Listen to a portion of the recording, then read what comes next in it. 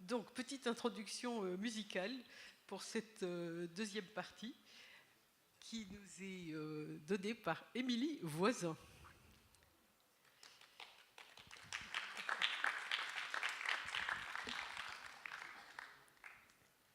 La tour Eiffel est toujours là. Bonjour la tour, bonjour, bonjour Paris. Il y a des pigeons sur l'opéra et il y a toujours de tours à Notre-Dame. La Seine est encore dans son lit et le Pont Neuf n'a pas vieilli. Sur les bancs du Luxembourg, on fait toujours des serments d'amour. Il y a de l'espoir, mesdames, la tour Eiffel est là.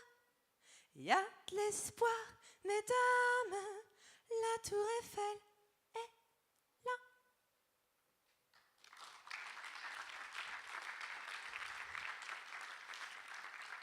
Alors, j'ai découvert, peut-être comme la plupart d'entre vous, qu'il s'agit d'une chanson de Mistinguett qui était donc interprétée par Émilie Voisin. Et Mistinguett, sans doute le savez-vous pour la plupart d'entre vous, était originaire d'Enghien, où elle est née et où elle est enterrée, d'après ce que vient de me raconter Dominique Roland, donc le directeur du Centre des Arts. Donc, dans cette deuxième partie de l'après-midi, donc, nous allons parler plutôt des créations qui sont faites dans l'art numérique, sur le thème tout d'abord des villes imaginaires et ensuite des villes imaginées. Les villes imaginaires étant justement celles qui sont conçues par les artistes, comme on a pu l'entendre aussi dans la version d'Italo Calvino des villes invisibles, celle-là. Mais vous allez donc pouvoir assister à une présentation de différentes expériences qui sont menées. Donc je vais appeler d'abord Dominique Roland, qui est le directeur du Centre des Arts, également Gabriel Soucher, donc directeur du festival Vidéoforme, Tini Prada, artiste elle-même, donc qui nous rentre tout droit de la Biennale de Venise, également Jérémy Janté, donc, qui va nous présenter un défi des bâtisseurs à la cathédrale de Strasbourg, Nicolas Pentier qui va nous présenter un web documentaire, et Marianne Virmounex qui va nous parler de la France vue par les écrivains. Donc, tout d'abord, tout le monde a pu s'installer ? Oui.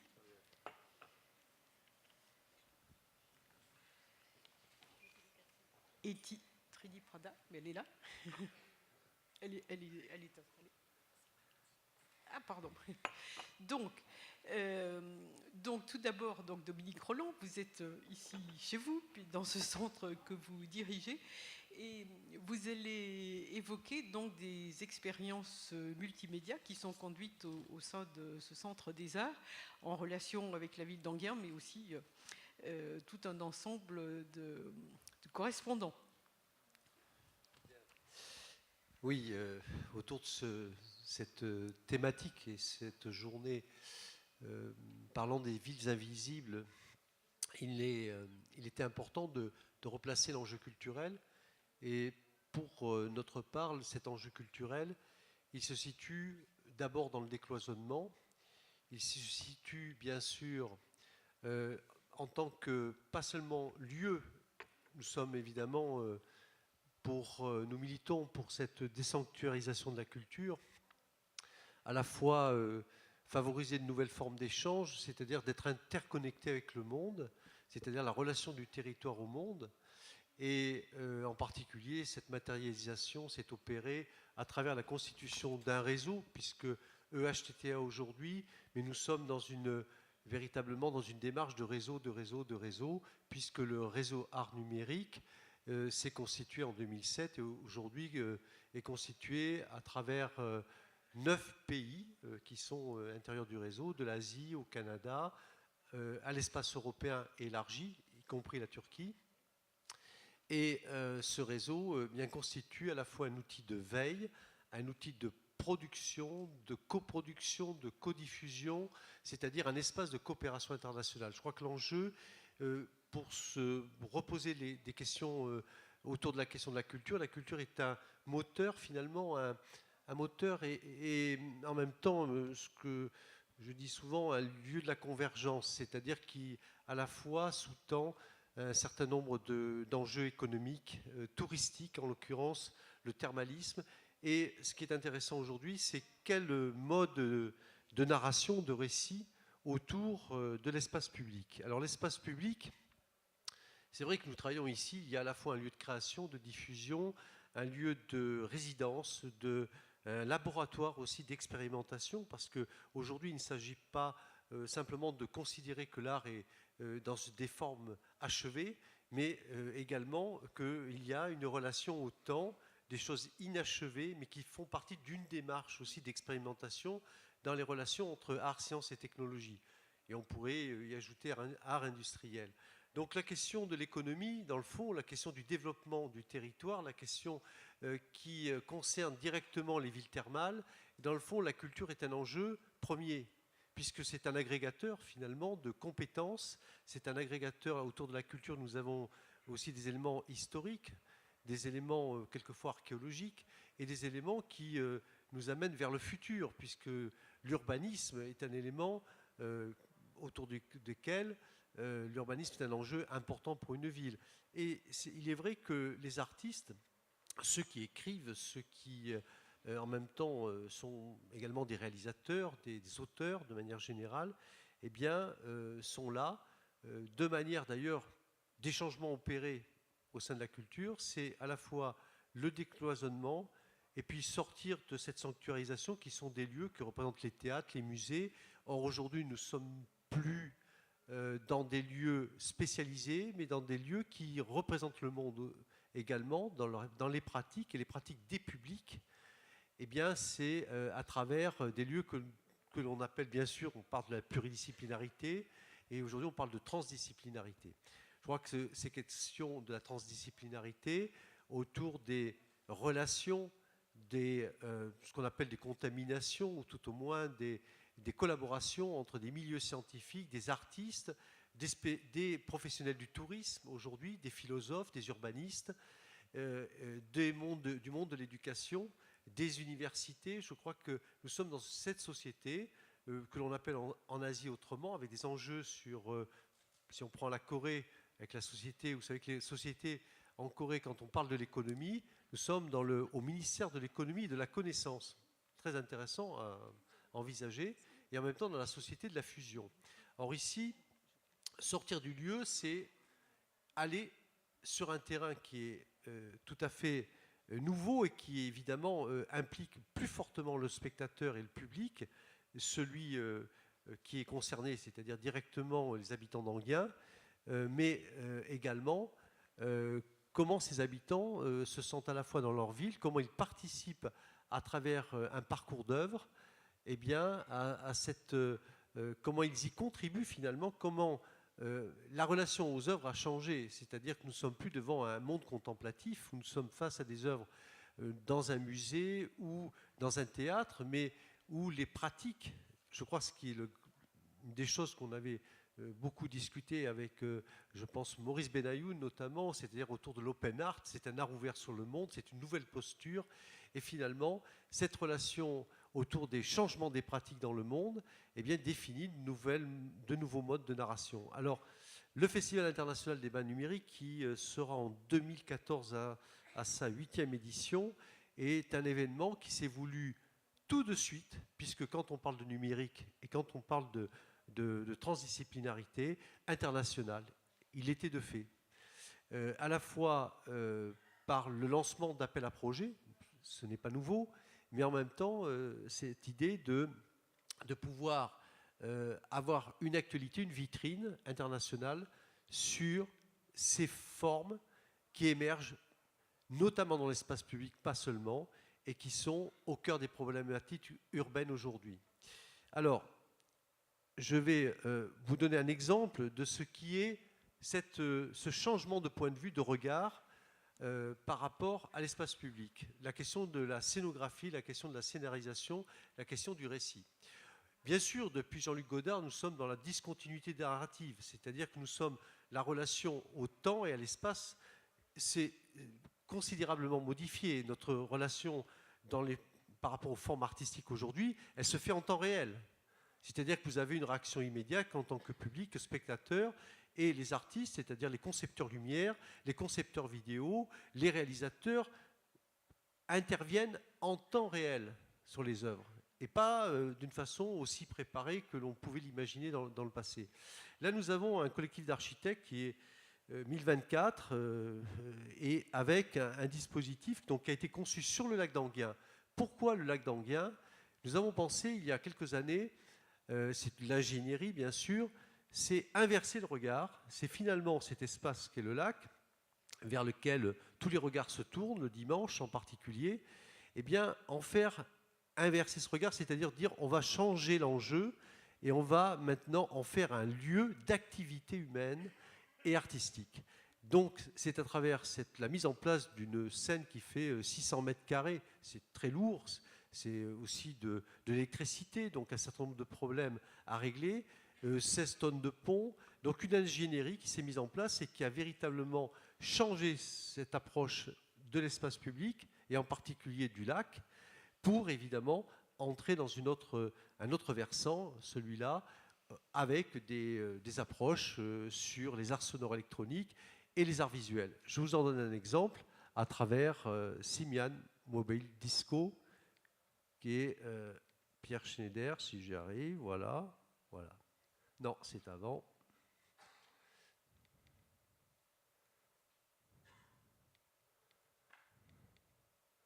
Il ne veut pas démarrer.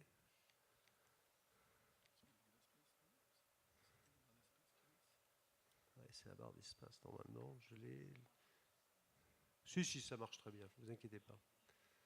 Quand il ne veut pas.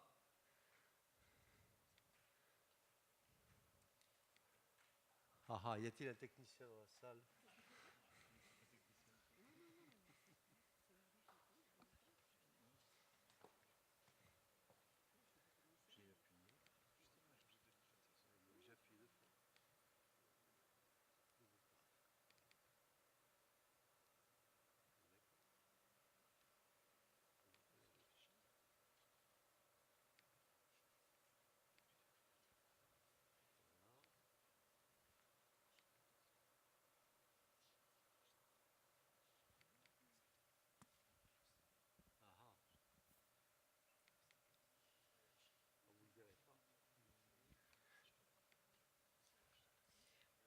Alors nous n'allons pas le voir, c'est bien dommage. Alors on va voir un autre. En plus, on va avoir des problèmes de temps. Oui, exactement. C'est pas très facile.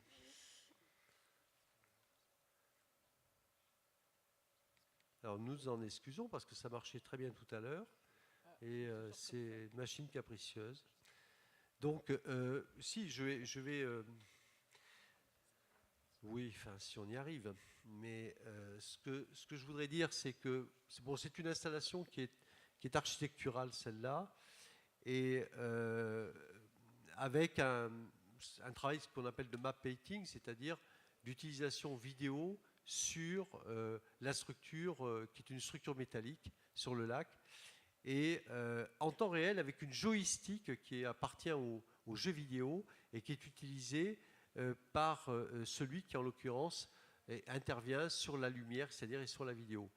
L'autre projet qui est sur la ville cette fois-ci, je ne sais pas, voilà, on va le relancer, on va voir si ça marche.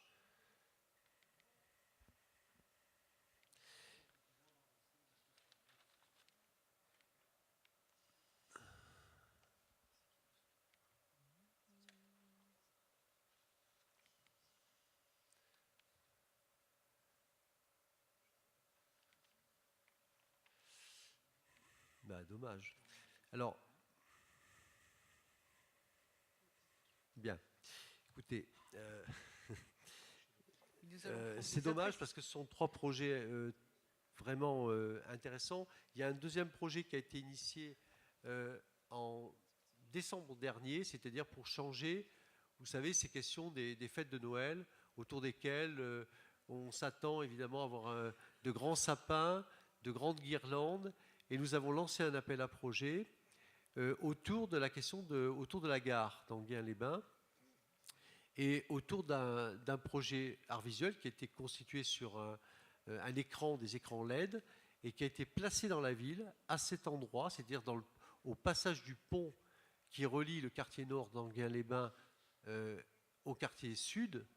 Et cet objet a été placé dans l'espace, et nous avons eu quelque chose qui a tourné pendant à peu près un mois, et qui a permis, évidemment, aux habitants de se retrouver dans une narration de ce train, cette circulation, cet imaginaire, et une relation qui s'est faite où les passants s'arrêtaient, commentaient, et tous les jours, le quotidien. C'est-à-dire que c'est véritablement une intervention sur le quotidien, c'est-à-dire amener notre regard vers un autre prisme, c'est-à-dire celui, dans le fond, d'un imaginaire qui est actionné pas seulement par celui qui crée l'œuvre visuelle, mais également par le spectateur. Et enfin, le banquet interactif.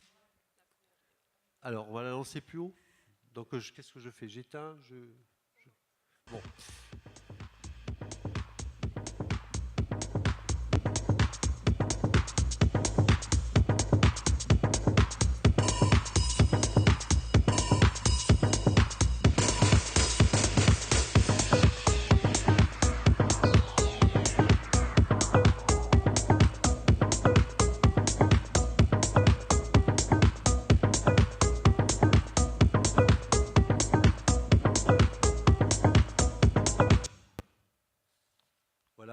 Et puis, je ne sais pas s'il est possible de lancer l'appel à projet qui a été présenté pendant les fêtes de Noël 2012, oui?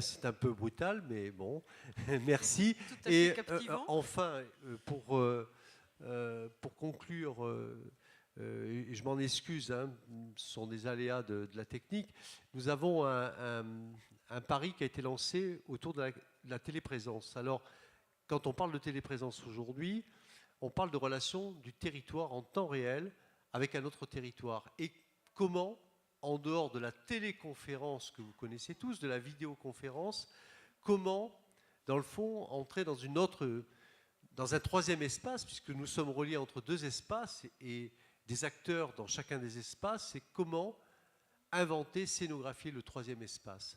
Alors, ce que nous avons tenté, eh bien, d'un côté, c'est un dîner à Séoul, de l'autre, c'est un déjeuner à Enghien. Nous sommes séparés par 9 heures. Mais c'est un dîner et un déjeuner, et c'est un banquet interactif.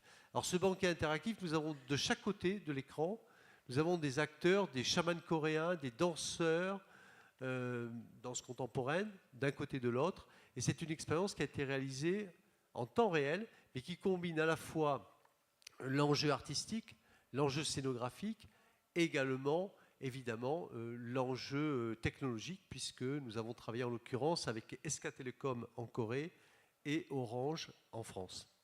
Je vous propose de regarder. Il est 20h en Corée, midi en France. Ces chamans dansent à Séoul sur la musique jouée en live à Enghien.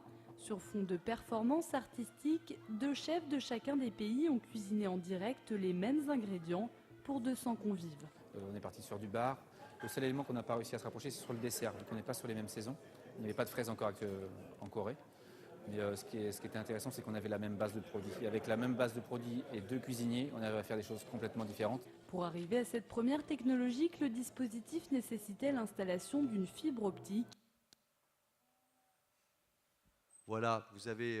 Un aperçu. Il y a 2 chefs cuisiniers, le même produit, ils ont travaillé 4 mois ensemble sur le même produit, il faut une cuisine en direct, 200 convives de chaque côté et des artistes qui interviennent autour des aliments, autour des matières, donc des danseurs et des musiciens.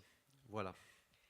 Eh bien, merci Dominique Rolland de nous avoir présenté ces expériences tout à fait captivantes.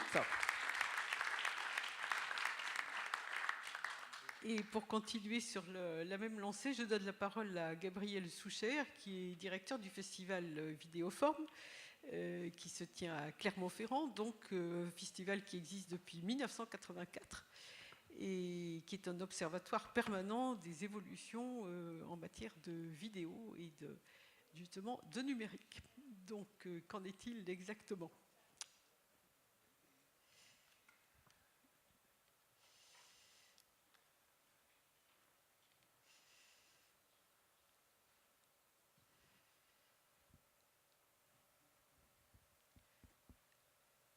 En espérant que vous ne soyez pas trahi par la technique. Est-ce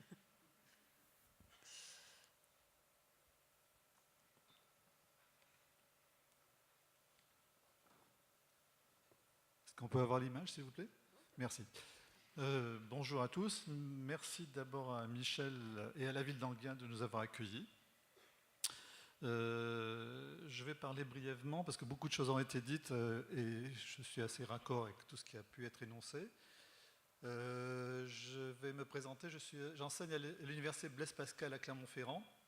J'encadre quelques ateliers vidéo et je donne des cours sur l'histoire de l'art vidéo et la culture numérique. Et je suis par ailleurs, donc depuis un certain temps, le directeur de Vidéoforme. Donc, et nous fonctionnons comme un observatoire des pratiques émergentes de la création artistique liées aux nouvelles technologies. Au départ, bien sûr, art vidéo, puis ensuite art numérique. Nos actions sont nombreuses, elles s'inscrivent dans des réseaux locaux, c'est important pour nous, nationaux et internationaux. Elles se signalent souvent par des soutiens aux projets et aux artistes émergents, je l'ai dit, mais surtout par une volonté de partage et de mutualisation de moyens de recherche, et je crois que c'est une valeur partagée ici, il me semble. Nous proposons chaque année une manifestation où on essaie d'explorer toutes les formes connues de projection vidéo, performance, web art, intervention sur l'espace public, mapping, etc. Nous avons aussi, depuis une dizaine d'années, une politique de résidence d'artistes qui commence à porter ses fruits. Artistes d'abord de proximité, mais aussi des artistes nationaux et puis internationaux. Nous éditons depuis 1993 une revue trimestrielle qui s'appelle Turbulence Vidéo, qui est disponible sur Internet, numérique et gratuite, dans laquelle on trouve toujours un portrait d'artiste. C'est toujours important de présenter les artistes aussi sur leur vie, leur parcours. Qu'est-ce que l'on peut dire encore sur Vidéoforme? Nous avons aussi un petit format qui s'appelle le vidéo-bar, c'est-à-dire que le bar est un endroit très convivial, comme vous le savez tous, et donc rassembler des gens autour d'un bar pour expérimenter avec eux des choses de l'ordre de la création contemporaine, c'est une formule qui s'est avérée très intéressante et très positive. Voilà, nous avons depuis 2003 engagé aussi une politique d'archives numériques. Et en 2009, avec d'autres membres, d'autres structures nationales et institutions, nous avons créé le portail 2425.fr, que vous connaissez peut-être, qui recueille à l'heure actuelle plus de 10 000 films d'art vidéo et de cinéma expérimental. Voilà, donc observer, partager, diffuser, produire aussi, tenter des expériences collaboratives, telles que des cadavres exquis vidéo. Et parmi ces expériences, je voudrais vous en présenter une qui est un peu singulière, qui s'appelle le Vidéo Collectif. Et je voudrais saluer Nathan Kershmar, qui est dans le public, qui est venu me voir il y a une dizaine d'années, qui m'a proposé un projet et chargé d'une mission, c'est de développer ce projet de vidéo collectif. De quoi s'agit-il? Il s'agit de produire, ou d'appeler à produire, les gens à produire des vidéos de 3 minutes maximum sur leur ville, celle dans laquelle ils vivent, celle dans laquelle ils viennent en vacances, ou celle dans laquelle ils font leurs études. Il s'agit par là de donner une image d'une ville qui s'éloigne de l'image que donnent les médias ou les institutions. Donc on rejoint certaines préoccupations qui ont été évoquées au début. Et là, je voudrais vous faire découvrir une ville que vous ne connaissez pas certainement. J'ai pas d'image. Est-ce que je peux avoir l'image encore? Pardon? Je pensais que j'aurais dû vérifier l'image. Bon, ça n'est pas un vidéo collectif. C'est une image qui évoque la ville. C'est un travail d'artiste. C'est un artiste que l'on a découvert, nous, sur Internet. On est allé le chercher. Et c'est quelqu'un qui avait pris l'habitude de publier sur Internet, grâce au Web 2.0. Et voilà, il a, cette année, ou l'an passé, pardon, fait une exposition et que je trouve que cette image va très bien avec la thématique de la ville invisible. Cette longue descente aux enfers, on ne sait pas. Je pense que chacun va se raconter sa propre histoire. Donc je vais revenir sur le vidéo collectif et une image, une ville qui s'appelle Clermont-Ferrand. Alors je sais qu'il y a des Clermontois ici, qu'ils me pardonnent. L'image qu'on a de Clermont-Ferrand, est-ce que vous avez une image de Clermont-Ferrand? Est-ce que vous savez où se trouve Clermont-Ferrand? Oui, maintenant, ça, les Clermontois n'ont pas le droit de répondre. Donc peut-être les cinéphiles se souviendront de Manu chez Maud et la place de Jaude, et Michelin. Dans les médias, dans le pire des cas, c'est Michelinville. Souvent on nous confond avec Saint-Étienne, on ne sait pas pourquoi. Parfois on évoque les volcans, la nature, c'est vrai, toutes ces choses-là sont vraies. Et la cathédrale? Et la cathédrale, oui. Mais grâce à des artistes ou même à des citoyens, donc je vais vous montrer 3 vidéos en fait. Bizarrement, le lien entre ces 3 vidéos, c'est l'Amérique du Sud, c'est une langue, c'est 2 langues, enfin, c'est le portugais et l'espagnol.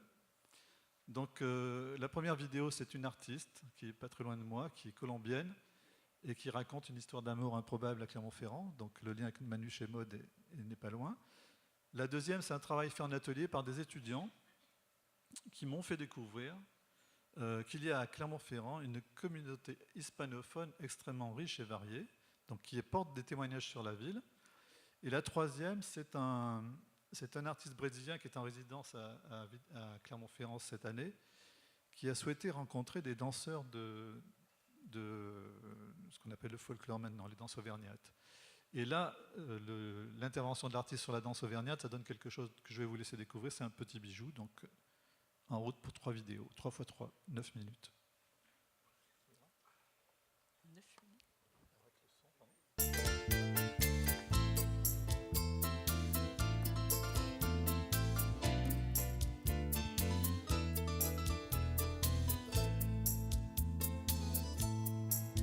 Con mi dolor, causando penas, voy rodando por ahí. No hay una frase de cariño para mí. Todos me miran con desprecio y con rencor.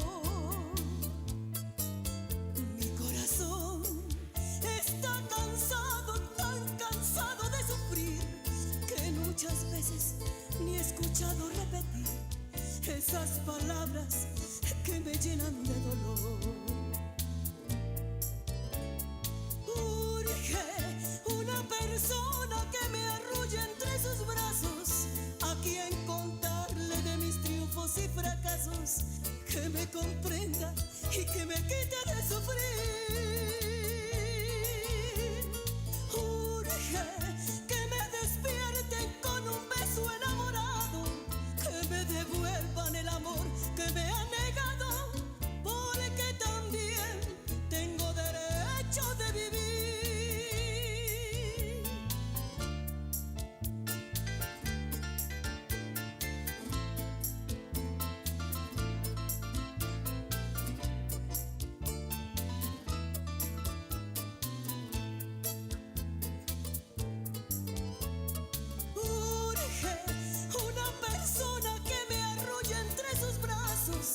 A quien contarle de mis triunfos y fracasos, que me comprenda y que me quite de sufrir. Urge que me despierten con un beso enamorado, que me devuelvan el amor que me han negado, porque también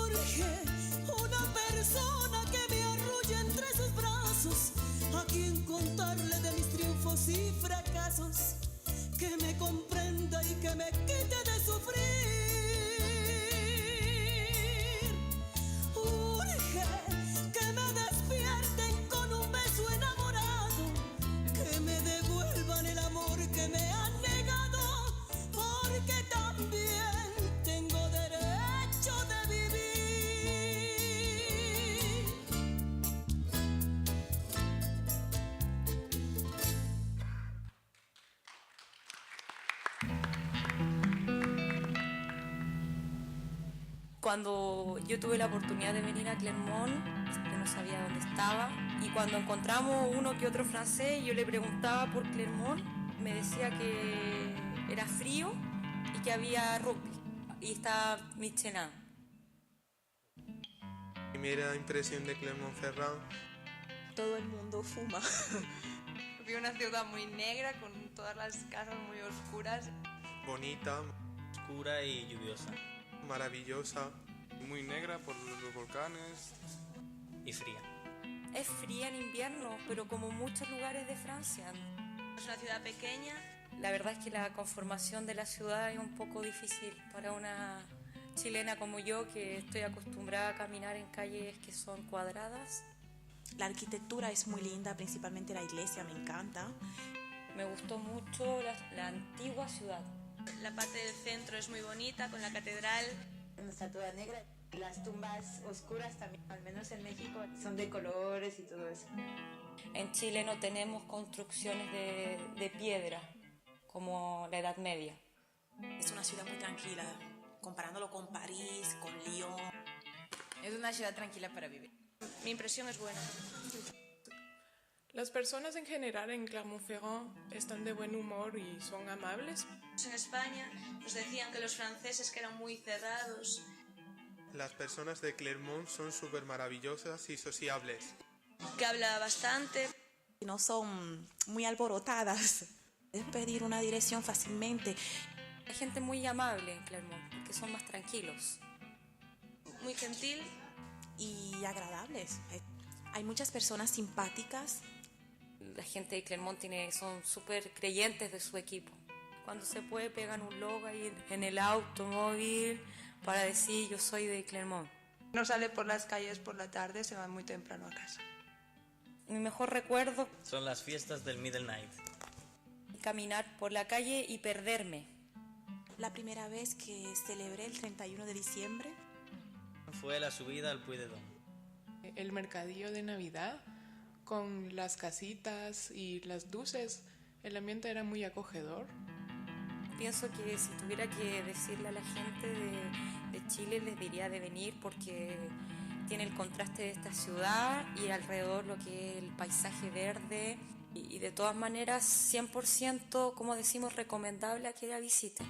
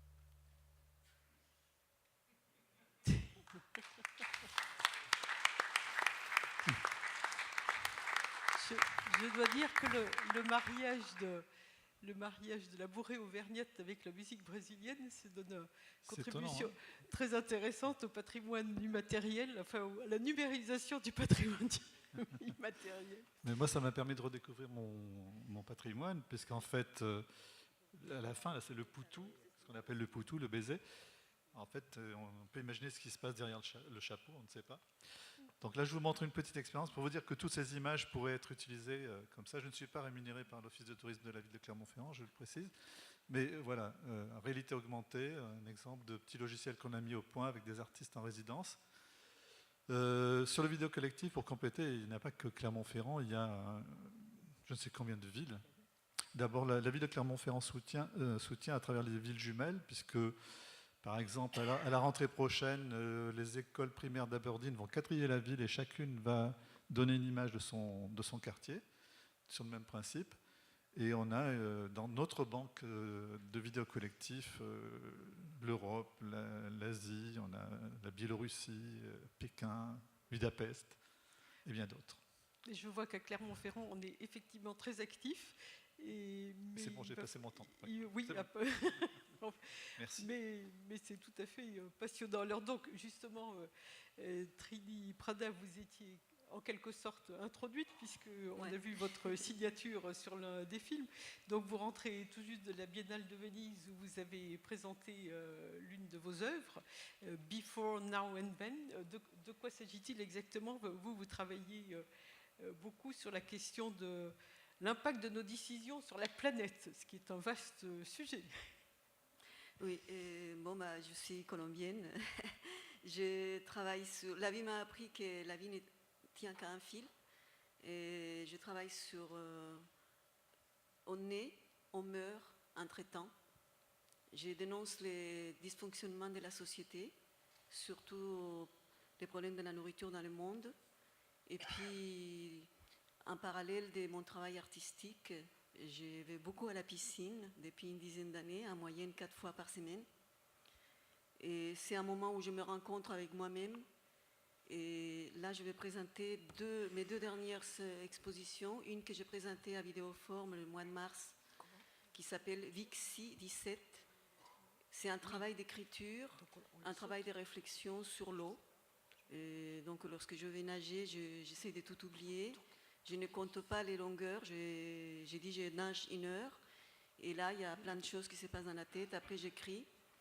Et j'ai présenté un projet d'écriture à la SCAM où j'ai eu le prix pour pouvoir réaliser un livre interactif. Et après avoir fait des études d'art, j'ai fait pas mal d'études aussi des arts et métiers, des écoles où j'ai appris à travailler des logiciels libres, surtout ce qui m'intéresse, le partage, comme Pure Data, Processing, Arduino. Et pour le... Tu peux la passer en même temps si tu veux. Pour Vidéoforme, pour cette installation. Donc c'est un livre, c'est une installation à partir du livre interactif. Oui, c'est bon. Hein? Voilà. Et donc ça comprend 5 boîtes et qui ont des capteurs et qui, lorsque les gens passent dans la pièce, donc c'est une reconstitution d'une cabine, à peu près d'une cabine de la piscine. Et il y a une boîte qui a un capteur, elle reconnaît les passants, et elle dit « Venez, ouvre-moi ». Et au moment où la personne ouvre la boîte, c'est la personne qui s'approprie de l'œuvre et qui fait justement l'interaction. Donc il y a la voix des textes, à côté il y a un petit écran qui en même temps fait passer le texte. Il y a du mouvement et de la lumière. Une fois que la personne a lu ou qui a fait interagir la première boîte, la voix lui dit « ferme-moi » et par un dispositif d'intelligence artificielle, la deuxième boîte va comprendre qu'il faut lancer l'appel et donc la personne ouvre la deuxième boîte. Et cette installation a été faite avec la Raspberry Pi, je ne sais pas si vous connaissez, et qui est le dernier petit ordinateur qui a la dimension d'une carte de crédit. Voilà, donc j'ai eu le soutien des laboratoires Arnum de l'école ESIEA d'ingénieurs avec qui on a travaillé. Et voilà, c'est un travail, pour moi, quand Michel Thomas Panette m'a invité, que je remercie, et en fait on s'est très bien compris parce que c'était un travail sur l'eau. Et moi, ce qui m'intéresse, c'est vraiment, en tant qu'artiste, c'est être en immersion complète sur le travail que je réalise. Actuellement, depuis plusieurs années, je travaille sur l'eau. Et donc, je voulais le présenter. Je voulais que les gens prennent conscience eux-mêmes à travers l'interactivité pour réfléchir et pour pouvoir se responsabiliser, non seulement d'un travail poétique, mais aussi sur notre état dans le monde, sur l'eau, la consommation et ce qui se passe partout dans les océans. Donc là, c'est ce travail des vidéoformes. Et après, pour la Biennale de Venise, je proposais, voilà, tu peux l'arrêter si tu veux passer l'autre, et j'étais invitée pour présenter un travail qui est pareil sur l'eau. Donc ça s'appelle Before, Now and Then. Et j'ai commencé à travailler sur l'origine de la vie dans les milieux aquatiques. Alors, ça rejoint un peu la naissance, toujours l'eau, et comment je le vois en tant qu'artiste, comment je peux le présenter, et comment je peux aussi faire interagir les gens pour qu'eux-mêmes ils prennent conscience. Donc, c'est peut-être pas évident, mais en tout cas, ce sont 3 œuvres, 1 mètre par 1 mètre. Ah oui, j'ai oublié, je travaille beaucoup le fil, donc je couds. Et ce sont des œuvres qui présentent pour moi la naissance de la vie dans les milieux aquatiques, dans les océans, la partie donc before, la partie now, notre responsabilité. Qu'est-ce qui se passe? Donc il y a une œuvre dans laquelle je dessine avec du fil des poissons qui ont la tête en bas. Et c'est ma façon de voir qu'est-ce que nous sommes en train de faire actuellement. Et puis, voilà, on peut les voir là, à gauche. Et puis la dernière partie qui s'appelle Après, un peu plus virant vers le rouge, le sang. Et puis le plastique qui est en train d'envahir les océans. Voilà, c'est ma vision. Et puis, si vous avez l'occasion d'y aller, ça se passe au Palazzo Bembo, et à côté du Rialto. Et c'est une fondation hollandaise qui présente le projet Personal Structures, où il y a pas mal d'artistes qui présentent des œuvres aussi. Donc c'est jusqu'au 24 novembre. Fin de la Biennale de Venise, effectivement. Eh bien, merci pour cette présentation. Et donc nous allons revenir à la littérature un instant, la littérature des villes thermales, justement, avec un texte de Dostoïevski, enfin, c'est-à-dire plus exactement, Dostoïevski est allé à Baden-Baden, et c'est là qu'il situe son joueur, enfin, l'histoire de son joueur, comme témoin privilégié d'une époque aujourd'hui révolue, qui voyait la noblesse russe faire de longs séjours en Europe occidentale. Les Russes ont pris l'habitude de venir en France, en Italie, en Suisse, en Allemagne, pour visiter cette partie du monde au riche passé culturel, mais on venait également pour prendre les bains. La mode au XIXe siècle russe était de séjourner dans des villes d'eau où les riches familles d'aristocrates se retrouvaient, souvent autour des écrivains renommés tels que Gontcharov ou Tourgueniev. Mais les bains, on le voit ici, pouvaient n'être qu'un prétexte pour fréquenter les casinos interdits en Russie. Et je donne la parole à Philippe Péchaud. Cela m'était très désagréable. J'étais décidé à jouer, mais non pas pour le compte des autres. Même cela dérangeait mes plans. J'eus, en entrant dans le salon de jeu, une sensation de dépit et du premier regard, tout me déplut. Je ne puis supporter cet esprit de laquais qui dicte tous les feuilletons dans le monde entier, surtout chez nous, et qui, chaque printemps, impose aux feuilletonistes ces 2 thèmes, la magnificence des salons de jeu dans les villes à roulettes des bords du Rhin et les tas d'or amoncelés sur les tables. Les feuilletonistes ne sont pourtant pas payés pour dire cela. C'est pure servilité. En réalité, ces salons sont dégoûtants et pour des tas d'or, on n'en voit guère. Je sais bien que parfois, un riche étranger, anglais, asiatique, turc, s'arrête 2 jours dans la ville, couche au salon et y perd ou gagne des sommes énormes. Mais quant au mouvement normal, il se compose de quelques florins et il n'y a que très peu d'argent sur les tables. Une fois entré, c'était ma première soirée de jeu. Je fus quelque temps sans oser me mettre à jouer. Il y avait beaucoup de monde, mais eussé j'étais seul, je crois que je n'aurais pas été plus courageux. Mon cœur battait fort et je n'avais pas de sang-froid. J'étais sûr, depuis longtemps, que je ne quitterais pas rouler-tambour sans qu'il m'y fût arrivé quelque chose de décisif. Il le faut et ce sera. Ce sera peut-être du ridicule. Qu'est-ce que ça me fait? En tout cas, l'argent n'est jamais ridicule. Il n'y en a qu'un sur 100 qui gagne, mais il y en a un. Je résolus toutefois de bien examiner et de ne rien commencer de sérieux ce soir-là. Dût-il m'arriver ce soir même quelque chose d'important, j'étais résolu à le considérer comme négligeable.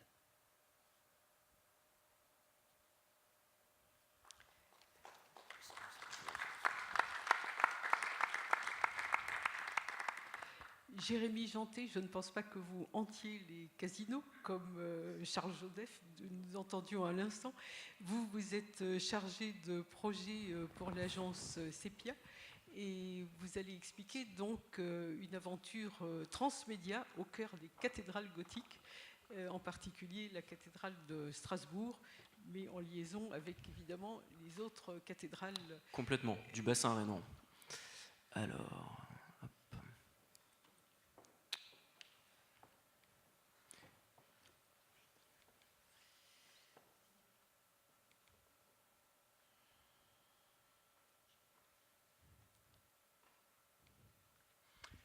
Donc, premièrement, je voulais remercier, comme beaucoup de personnes, Monsieur Thomas Pennette, qui nous a permis de venir présenter ce projet qui nous tient à cœur, et qui est un projet sur lequel on a passé beaucoup de temps, parce que c'est un gros projet assez ambitieux, avec, je vais vous le décrire là tout de suite après, avec différentes composantes. Donc juste pour un petit préambule, pour resituer les choses, Sepia, la société que je représente, est une société qui normalement fait du documentaire. Donc on est spécialisé dans tout ce qui est production documentaire, film documentaire, notamment pour Arte, mais aussi pour France Télévisions. Et depuis 1 an, voire 1 an et demi, on a fait le pari, on a eu l'envie d'aller voir ce qui se passait un peu du côté du transmédia, et également de tout ce qui était, on va dire, forme narrative interactive. Donc le projet que je viens vous présenter s'appelle le défi des bâtisseurs. Comme son sous-titre le précise, c'est une aventure transmédia au cœur des cathédrales gothiques. Et ce projet a été fait en partenariat avec Arte, qui héberge donc ce gros projet. Le film a été diffusé donc sur Arte. Et il y a eu également pléthore de partenaires sur ce projet, dont Orange, mais aussi le CRDP et le CFRT, qui est la société de production qui s'occupe de produire Le Jour du Seigneur. Donc voilà, beaucoup de partenaires. Vous pouvez retrouver donc la plateforme transmédia qui héberge les différentes composantes à l'adresse suivante. Si vous googlisez défi des bâtisseurs Arte, vous tomberez directement sur la homepage transmédia. Et donc ce projet, la promesse de ce projet transmédia, c'est donc de redécouvrir le patrimoine gothique de la vallée du Rhin grâce aux technologies numériques. Voilà. Donc au cœur de l'expérience se trouve l'histoire des bâtisseurs de la cathédrale, mais aussi leur lien avec les différents chantiers des cathédrales du bassin rhénan, étant donné qu'il y avait un gros transfert d'influence et de savoir-faire au niveau du bassin rhénan, notamment chez les bâtisseurs de cathédrales. Ce projet n'est pas uniquement centré sur Strasbourg, mais également sur tout le bassin rhénan. Donc là, on va vraiment rentrer dans le vif du sujet. Je vais vous présenter les différentes composantes de ce dispositif. Donc, à savoir un film, un film documentaire, un docu-fiction même, qui a été tourné en 3D relief, un web documentaire et une application mobile dont la version définitive là, vient d'être mise en ligne. Donc le film a été diffusé en décembre dernier sur Arte. C'est un peu le fer de lance, entre guillemets, ou la première brique qui a permis de construire ce projet transmédia. Donc le projet initial était juste un film, et en discutant avec Arte, en parlant du projet, c'est un peu en fait qui nous ont poussé à réfléchir à une histoire qui serait déclinée sur différents supports et sur différents médias. Donc on a dit écoutez, pourquoi pas, on le fait, et on a décidé du coup de faire un web documentaire en plus et une application mobile pour prolonger l'expérience sur différents supports.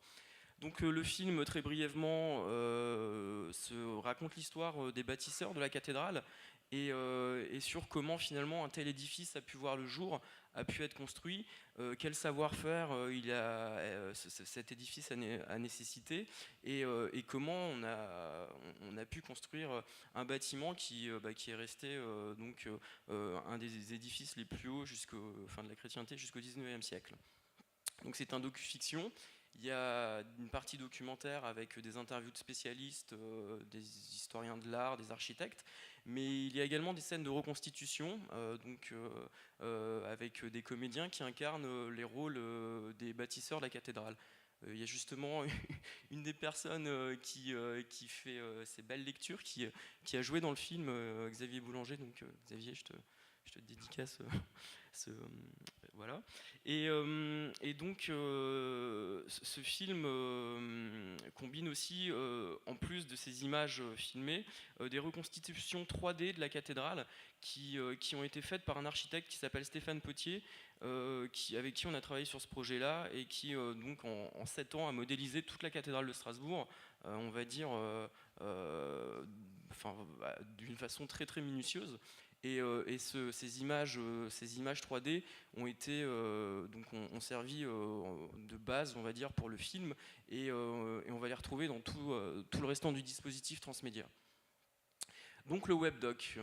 Le webdoc en fait vous propose de devenir vous le bâtisseur de la cathédrale, et donc ça se passe à l'époque contemporaine, enfin à l'époque moderne, et l'idée, c'est en fait, vous travaillez pour un cabinet d'architectes qui a remporté un appel d'offres pour construire la cathédrale manquante de la cathédrale de Strasbourg, la tour manquante de la cathédrale de Strasbourg, parce que la spécificité de la cathédrale de Strasbourg, c'est qu'il n'y a qu'une seule tour.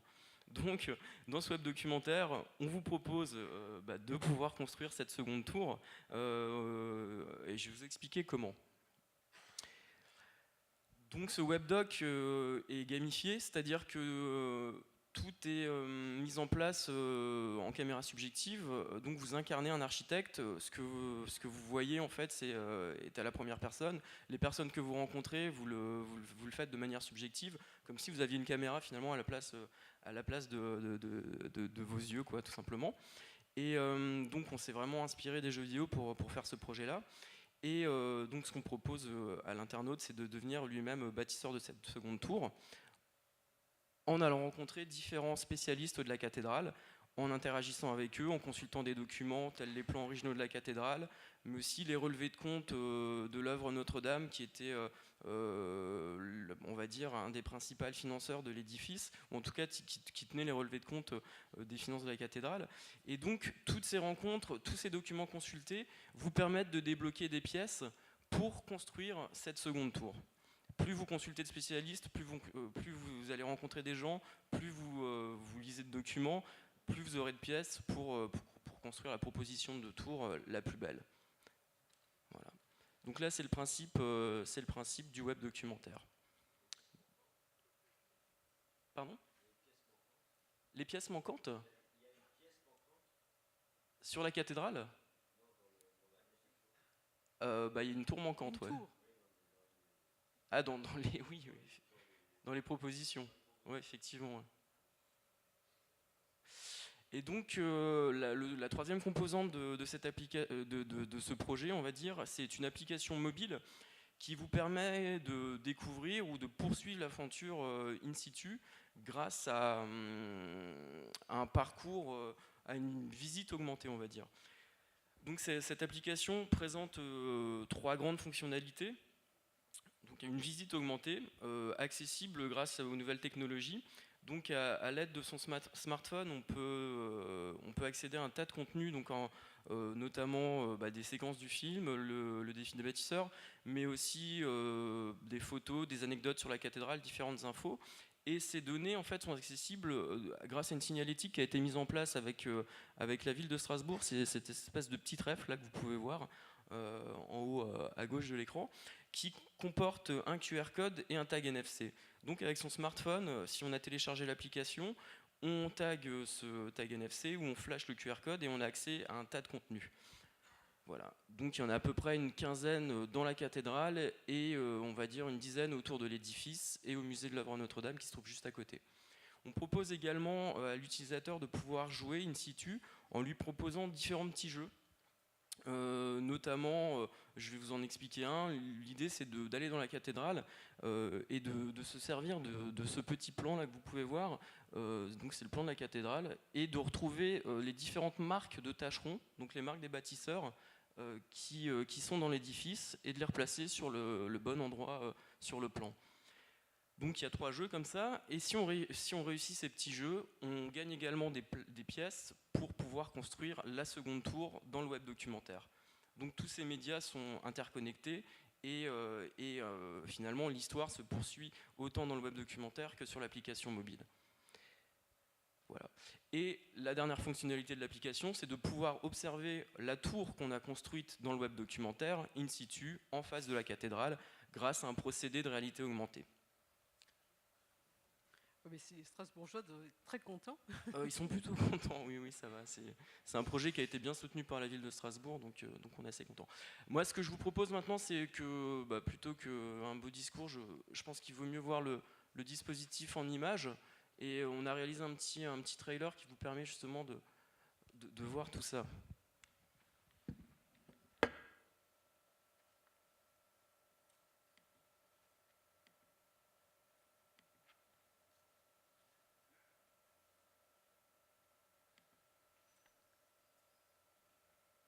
Trailer qui est normalement musique.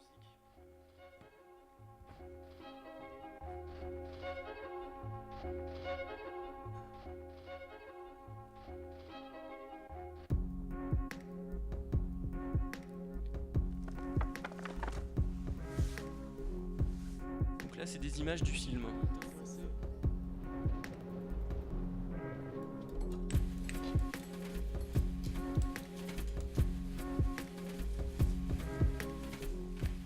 Ils envisagent là-bas la plus haute tour de la chrétienté.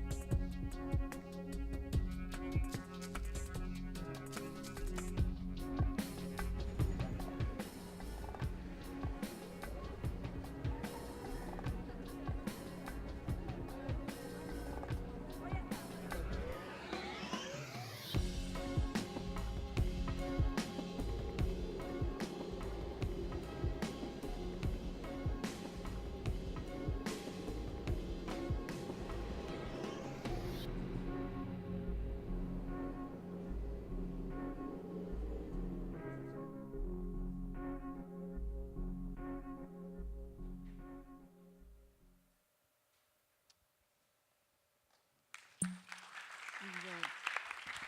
Merci Jérémy Janté pour cette belle présentation et qui donne envie d'aller voir sur place effectivement comment les choses se passent aussi. Et nous allons rester dans l'univers du web documentaire avec Nicolas Pentier, de l'atelier Limo, qui lui s'intéresse de très près à une histoire de café transfrontalier, qu'il soit belge ou slovaque. Et donc c'est un web documentaire, enfin Border Bistro, qui est encore en projet, enfin un projet déjà assez avancé ou déjà réalisé. Déjà réalisé, bien. Oui. Je vous rappelle d'essayer d'être bref. D'accord. A priori, le temps est de 10 minutes pour chacun. Okay. Nous sommes quelque peu en retard. Oups, c'est là.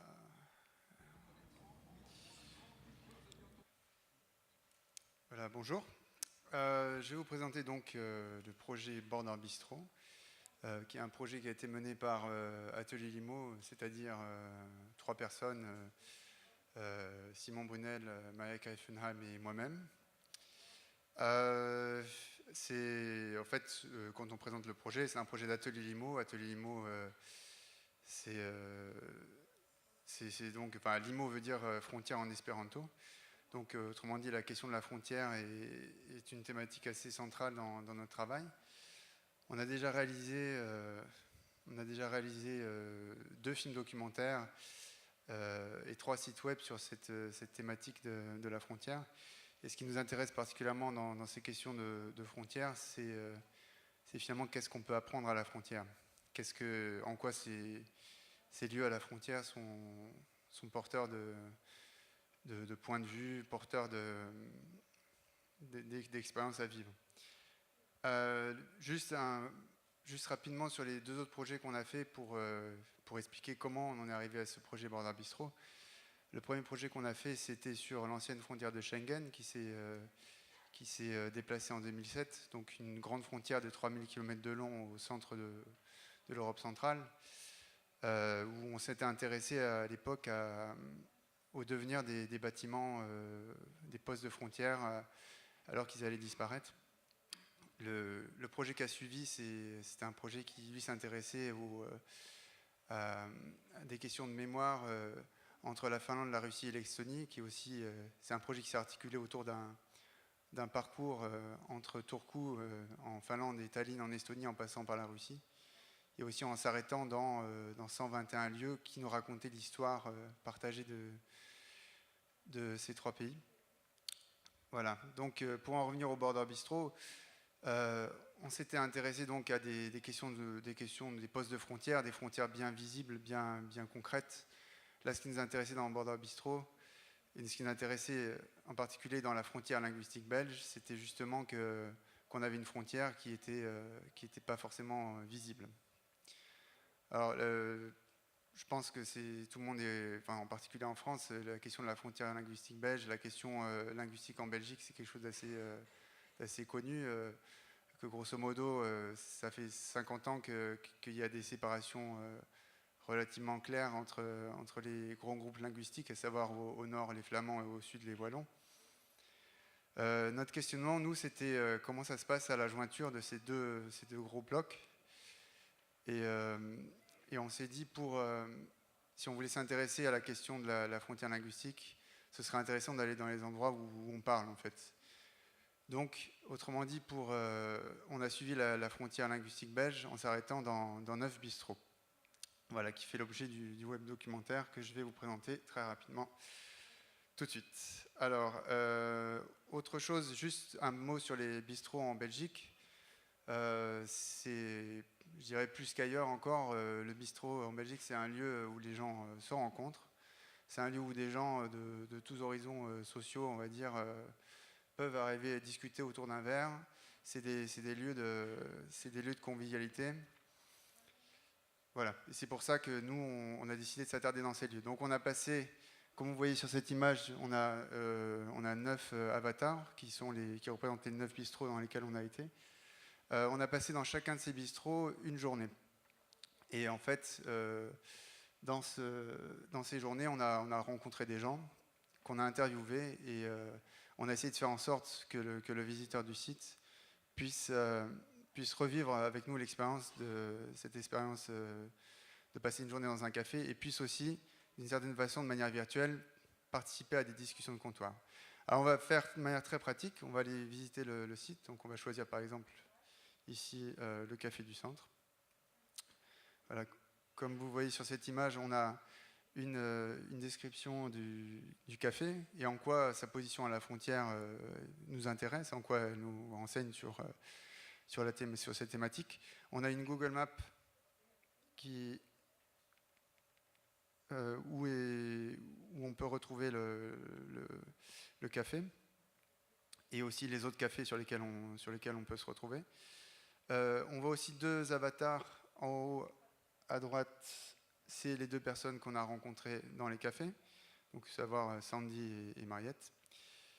Voilà, donc on rentre dans le café.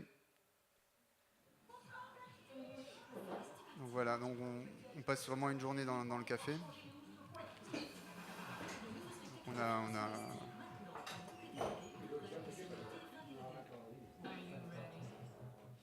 Moi, j'ai la chance que mon papa, c'est un vrai Ardennais. Donc, il est né dans les Ardennes, donc un pur wallon. Ma mère, c'était une vraie flamande, elle est née à Messine. Alors, moi, je suis né en étant belge. Voilà, en fait, c'est un peu l'idée, c'est qu'on va vraiment, dans cette espèce de mouvement dans le café, on va pouvoir rencontrer des gens et parler avec eux de différents thèmes. Donc là, on peut continuer éventuellement. On peut continuer, 14h, 15h.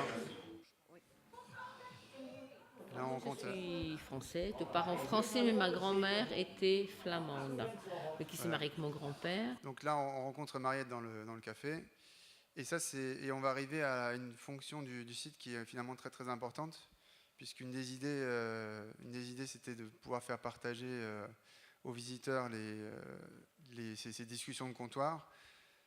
On va pouvoir lancer un thème et finalement essayer de participer à la discussion, essayer d'orienter la discussion. Voilà. Alors peut-être un petit mot sur les thèmes qu'on a choisis pour... on a choisi donc comme thème à la frontière, puisque on s'est demandé finalement, on a demandé à tous les protagonistes ce que ça faisait de vivre à la frontière linguistique, concrètement finalement, quelles étaient leurs expériences par rapport à ça.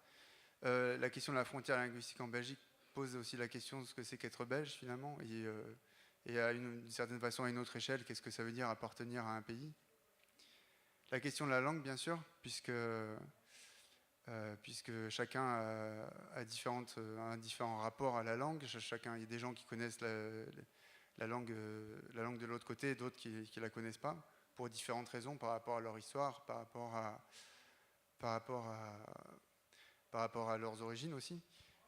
La question de la séparation, ce qui est aussi une question, puisqu'on a souvent entendu des rumeurs comme quoi la Belgique se séparait en deux à cause des tensions linguistiques qu'il y a dans le pays. Donc c'était une question qui était aussi très intéressante pour nous à poser aux gens, et en particulier dans ces lieux populaires-là. Et aussi la question du futur, comment les gens se projettent dans le futur. Voilà. Donc je vais vous lancer par exemple sur cette question de la langue. Alors le problème c'est que le site, les extraits sont assez longs. Je ne sais pas si j'ai encore un peu de temps pour... Là, on va avoir un problème parce que déjà nous avons... le temps est parti. Voilà, ça par exemple, ça c'est une des personnes qui... Si on va à Jordan, il y a très peu qui parlent flamand. On vient au Gert, il y en a beaucoup qui parlent le français. Ils se débrouillent. Moi, je parle pas le bon flamand. Je parle un mélange. Mais on se comprend très bien. Hein. C'est ça l'idée. Hein. D'origine, je suis maçon, mon métier. On a eu beaucoup de travail en Flandre. Hein. Alors, j'ai appris comme ça, sur le temps. Oui. Dans le temps, on n'apprenait pas le flamand à l'école. Et comme j'ai commencé à 14 ans, je n'ai pas fait d'autres études. Hein. On s'est formé sur le temps. Voilà, ça c'est juste pour expliquer l'idée de cette page de discussion de comptoir. C'est qu'on a une personne qui intervient, qui donne son point de vue sur un des thèmes proposés. Et en fin de compte, sur le damier qu'on a dans la partie gauche, on a des personnes qui vont qui ont quelque chose à dire sur le thème et qui vont pouvoir réagir à ce qu'ils disent. Alors en général, quand l'extrait sur le thème est fini, on va proposer finalement déjà quelqu'un qui va réagir là-dessus. L'idée, c'était de faire en sorte de générer comme ça une grande discussion de comptoir et d'essayer d'une certaine façon de refaire vivre ce que nous, on avait vécu sur place, au moins d'essayer de voir le point de vue des gens sur les différents thèmes. Voilà, donc je vous invite à regarder le site sur site qui est disponible sur internet sur www.borderbistro.eu. Voilà. D'accord. Bien, merci Nicolas Pelletier pour cette présentation. Et je donne la parole cette fois à Marianne Viremounex, qui représente la Fédération internationale du livre et de la lecture et qui va nous parler de la France vue par les écrivains. J'ai regardé sur ce site où l'on dit que l'on peut devenir géoculteur. Qu'est-ce que c'est, devenir géoculteur ?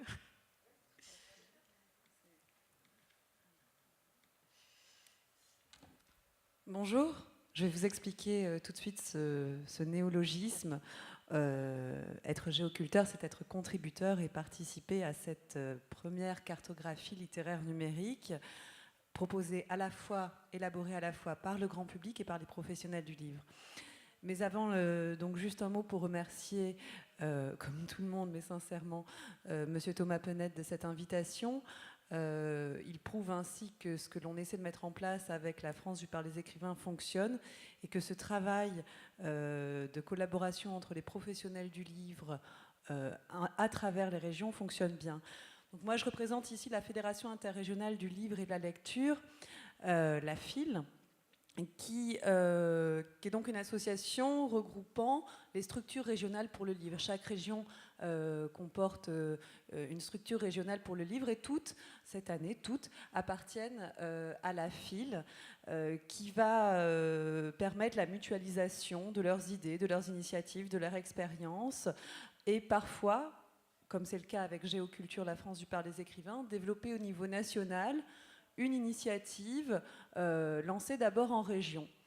Alors, c'est le cas pour Géoculture, puisque c'est à la région, c'est en Limousin, qu'est né ce principe de géolocalisation de contenu culturel, permettant d'offrir, on en a beaucoup parlé aujourd'hui, donc je vais utiliser beaucoup de termes que chaque intervenant a déjà expliqué et évoqué.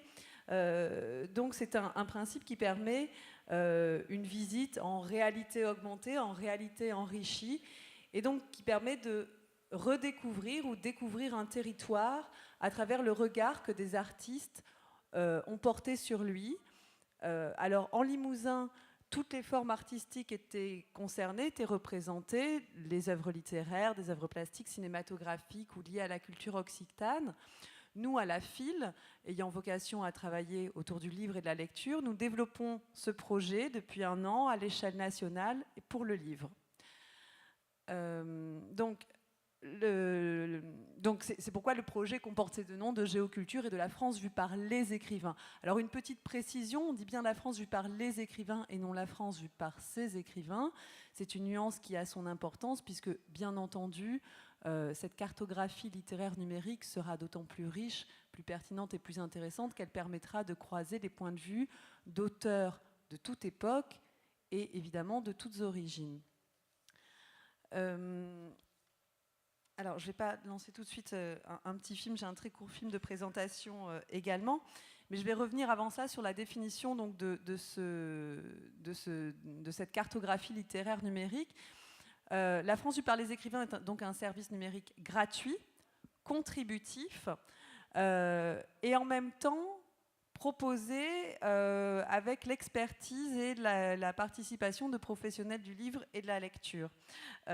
Contributif, le service l'est depuis le mois de mars cette année, donc c'est un service tout récent que nous venons de lancer au Salon du Livre de Paris, qui, sur un site internet et des applications Android et Apple, va proposer des extraits littéraires, de tout genre littéraire, de toutes époques, en lien avec un territoire. Alors, c'est un site donc, qui va interroger cette notion de représentation d'un territoire. Qu'est-ce que ça veut dire représenter un territoire? On est bien ici sur de la représentation, sur de la fiction et non de la description d'un lieu, qui ne sont peut-être pas toujours d'ailleurs très positives pour le lieu. Je ne devrais peut-être pas en parler, mais nous avons une description de Châtel-Guyon par Maupassant, qui, dans ce qu'il écrit les premiers jours de son séjour à Châtel-Guyon, n'est pas ravi de s'y trouver et des voisins, et de ses voisins d'hôtel et de cure thermale. Donc, le site comporte tout un onglet permettant la contribution, puisque depuis le mois de mars, tout à chacun peut proposer un extrait littéraire en lien avec un café, une ville, une colline, un cours d'eau. Vous pouvez d'ores et déjà proposer des sélections thématiques. On reviendra tout à l'heure, je reviendrai rapidement sur l'intérêt que justement de croiser des points de vue sur un même lieu à travers les genres littéraires et les époques. On peut proposer également des parcours. Actuellement, la Normandie, en lien avec le festival Normandie Impressionniste, propose un parcours au fil de l'eau, qui reprend les thématiques de l'exposition. Nous avons actuellement 9 régions qui participent à l'expérimentation, puisque c'est bien une expérimentation. Nous sommes actuellement dans une première phase de ce projet qui a pu voir le jour grâce au soutien du Centre national du livre et de la SOFIA notamment, et donc grâce à la participation de 9 régions, celles que vous voyez ici sur cette petite carte de France en blanc. La Bretagne est en train de nous rejoindre et d'autres régions comme le Nord-Pas-de-Calais ou la région Rhône-Alpes pourraient également nous rejoindre dans le courant de l'année. C'est aussi l'intérêt pour un tel projet d'être coordonné par une fédération comme la FIL, qui a l'habitude de travailler avec ces structures régionales pour le livre, qui ont l'habitude de se retrouver au sein de la FIL, ces différentes commissions, pour participer ensemble à l'émergence d'un projet. Alors, c'est peut-être le moment de vous présenter, vous lancer un très court film de présentation. De combien de temps? À peine une minute. Ah, très bien, je peux.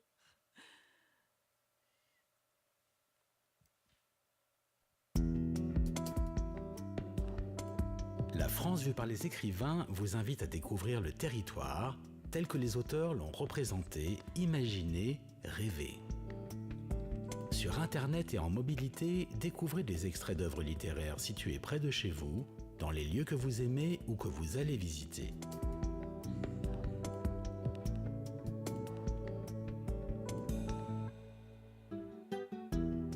Laissez-vous emporter dans une balade littéraire. Découvrez ou redécouvrez des lieux, guidés par les mots et la voix des écrivains. Vous connaissez le site La France vue par les écrivains? Oui, d'ailleurs, c'est nous qui avons proposé cet extrait. Je fais partie d'un groupe de géoculteurs animé par la bibliothèque. D'accord. Et d'ailleurs, je vous conseille ce livre aussi, je pense qu'il vous intéressera. Merci.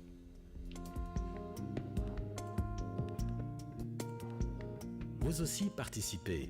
Devenez géoculteur et contribuez à la première cartographie littéraire du territoire, proposée par les lecteurs et les professionnels du livre.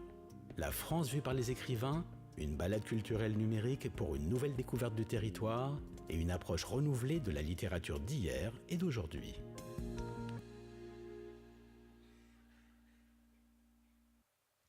Bien, voilà une très belle expérience.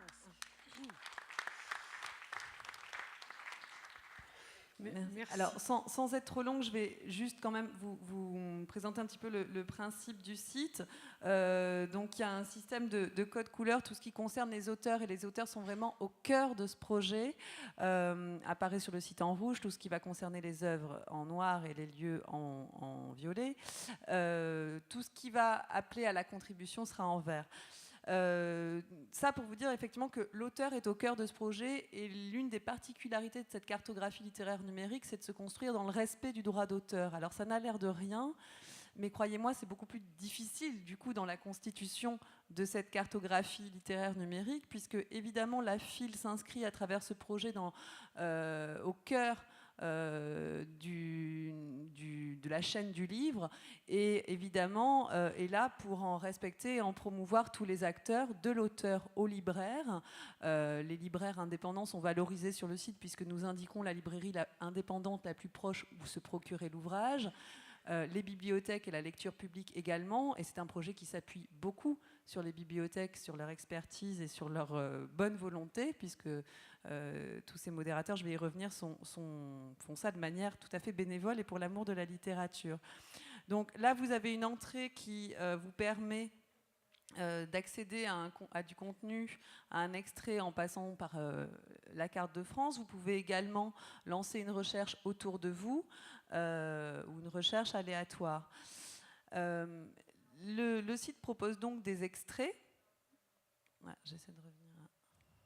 Bon, ça mouline un petit peu.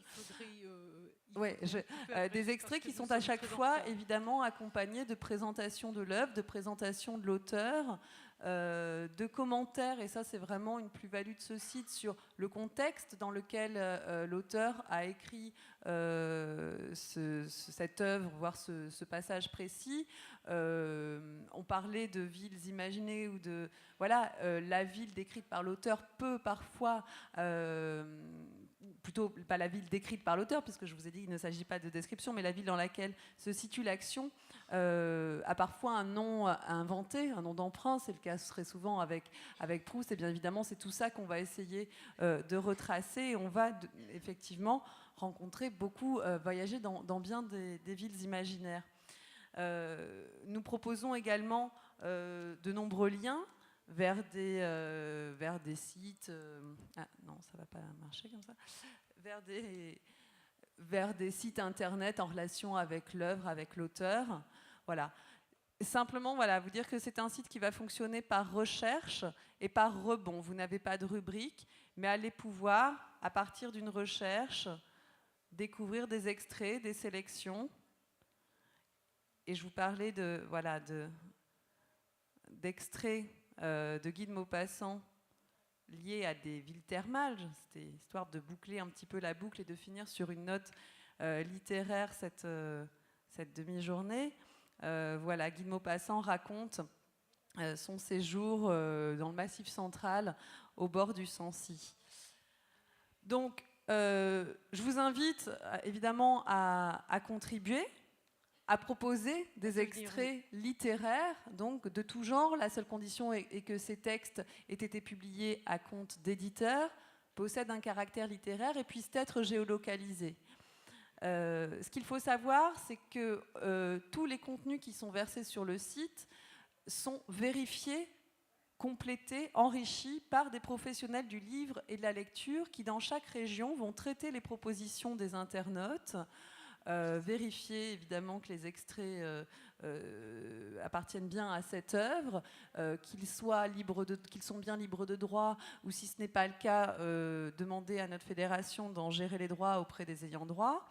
Et puis surtout, voilà, ils vont les enrichir, ils vont les faire entrer dans une sélection, dans un parcours, avant que ces extraits puissent être proposés sur le site. Donc j'insiste beaucoup là-dessus parce que c'est vrai qu'on a beaucoup parlé de crowdsourcing cet après-midi, on a beaucoup parlé de contribution massive. Nous, c'est un projet où l'on a essayé à la fois de faire appel au grand public et en même temps de proposer des contenus qualifiés dans le respect de cette chaîne du livre, de cet écosystème qui nous tient à cœur. Et alors, pardonnez-moi, je dois vraiment vous interrompre. Simplement, voilà, vous dire qu'il y a également des lectures à voix haute proposé sur ce site, et on voit bien l'intérêt de ce bonus en mobilité, puisqu'évidemment il sera très intéressant lorsqu'on se trouvera par exemple dans le Cantal ou comme on l'a vu dans l'extrait sur un pont, de pouvoir entendre la plupart S'il du vous temps plaît, l'auteur s'il vous lui-même. plaît, on a J'ai pas beaucoup dépassé quand même personnellement, je voudrais juste pouvoir... Non, Voilà. mais c'est passionnant, mais on peut aller Voilà, aller simplement voir, découvrez de toute ça façon, sur le site la ce France qu'il en par est. les écrivains. Mais c'est parce que nous sommes déjà très en retard. Donc, et je voudrais donner la parole à Michel Thomas-Pennette pour qu'il nous présente justement ce roman en transition avec la deuxième partie de cette table ronde, donc pour parler des villes imaginées.